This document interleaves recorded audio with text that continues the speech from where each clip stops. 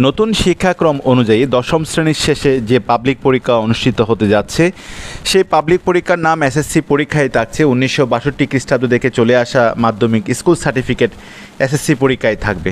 তো নতুন শিক্ষাক্রমের মূল্যায়ন পদ্ধতিতে লিখিত পরীক্ষার কয়েকটি সুপারিশ প্রস্তুত করেছে শিক্ষা মন্ত্রণালয়ের উচ্চ পর্যায়ের কমিটি, এবং সুপারিশগুলোর মধ্যে রয়েছে লিখিত মূল্যায়নের 50% এবং কার্যক্রম ভিত্তিক মূল্যায়নের জন্য 50% রাখা হতে পারে।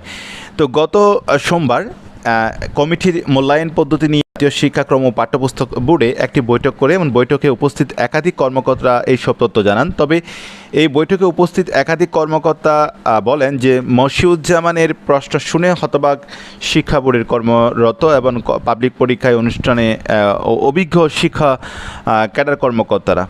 তো লিখিত পরীক্ষার বিষয়ে কমিটির সুপারিশে বলা হয়েছে মূল্যায়ন পদ্ধতিতে যোগ্যতা ও কার্যক্রম ভিত্তিক মূল্যায়নের পাশাপাশি লিখিত পরীক্ষার বা লিখিত যে মূল্যায়ন সে মূল্যায়ন রাখা যেতে পারে। এছাড়া মূল্যায়নের আন্তঃসম্পর্ক বজায় রেখে লিখিত মূল্যায়নের 50% এবং কার্যক্রম ভিত্তিক মূল্যায়নের জন্য 50% রাখার কথা বলা হয়েছে। এবং একই সঙ্গে স্কুল ভিত্তিক যে ষান্মাসিক বা বার্ষিক মূল্যায়নগুলো হবে এবং পাবলিক পরীক্ষা মূল্যায়নে একই পদ্ধতিতে অনুষ্ঠিত হবে। অর্থাৎ এই পদ্ধতি অর্থাৎ 50% লিখিত এবং 50% কার্যক্রমের ভিত্তিতে মূল্যায়ন রাখা হতে পারে।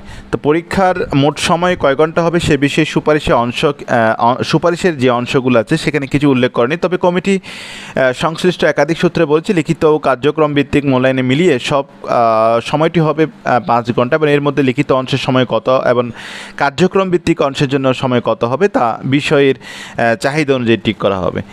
এছাড়া মূল্যায়ন অ্যাপে নৈপুণ্য হালনাগাদ করা, চূড়ান্ত মূল্যায়ন সনদ বা ট্রান্সক্রিপ্টের 7 পর্যায়ের স্কেলে যোগ্যতা ও পারদর্শিতার সূচক অভিভাবক ও অংশজনদের অভিহিত করারও সুপারিশ করেছে কমিটি। তো শিক্ষা মন্ত্রণালয়ের অতিরিক্ত সচিব মোহাম্মদ খালেদ রহিম বলেন যে নতুন শিক্ষাক্রমে পাবলিক মূল্যায়ন পদ্ধতি নিয়ে কিছু সুপারিশ রয়েছে এবং প্রতিবেদনটি শীঘ্রই জমা দেওয়া হবে। এই হচ্ছে আমাদের নতুন শিক্ষাক্রমের এসএসসি পরীক্ষা বা পাবলিক পরীক্ষা নিয়ে আমাদের সর্বশেষ তথ্য।